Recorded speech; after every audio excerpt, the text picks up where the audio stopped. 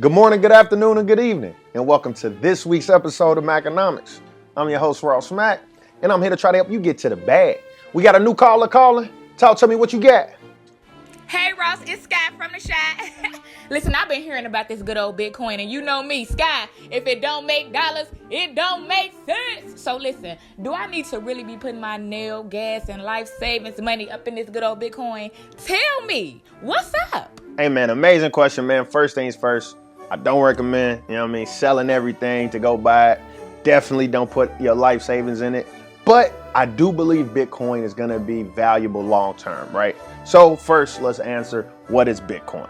Bitcoin is a type of cryptocurrency, almost like the new digital gold. And the reason it's so important is because it's decentralized, right? Meaning that there's no central bank that can actually control the overall supply. There's no middleman. There's no government that can control it. And so when you think about why Bitcoin has been going so crazy as of late, understand this. It has a finite supply, right? There are only 21 million Bitcoin that are going to be available in the world.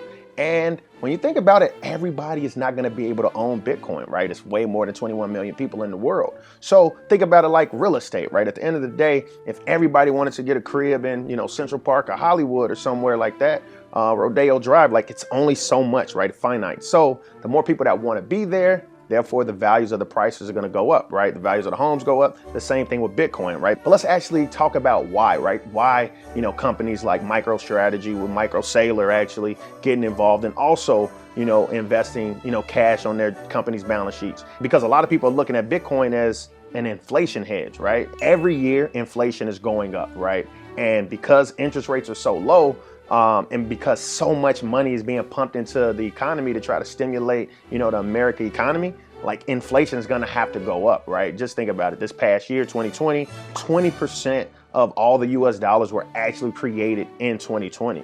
So meaning a lot of new money was put into the system and therefore inflation is going to have to go up. So people are looking at Bitcoin as like, yo, that's a decent little asset. I could just park my cash in and actually get good return, and it's going to outpace inflation, right? And so at the end of the day, I want to say you had Jack Dorsey and Jay-Z now just getting involved, creating a little Bitcoin fund where they bought like maybe 500 coins or something. JP Morgan came out saying they believe, long term is going to be over 146,000. Now let's talk about, why it's been going so crazy, right? Just a couple weeks ago, you had Elon Musk come out like, man, I'm about to put $1.5 billion off Tesla's balance sheet into Bitcoin.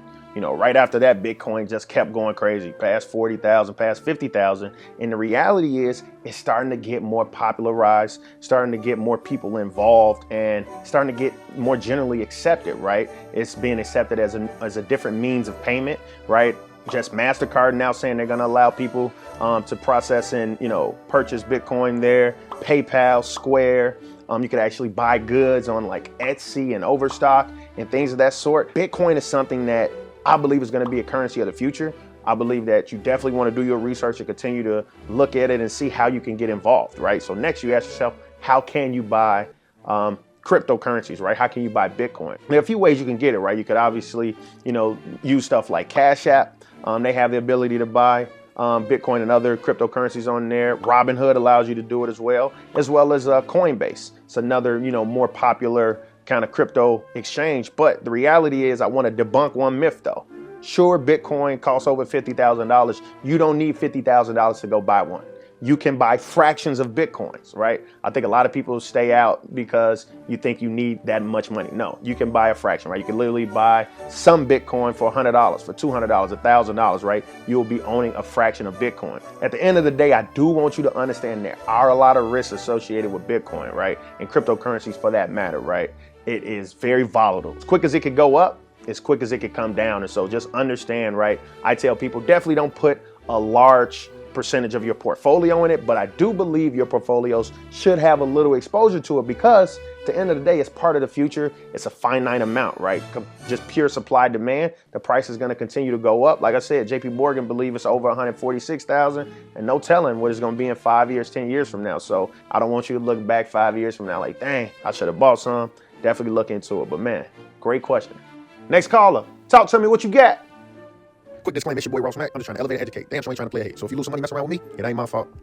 So if you want to learn how to invest the right way and invest in the right companies, come join the Maconomics Club. If you go back and look at all the Maconomics videos, I already been telling y'all what was the best companies to invest in.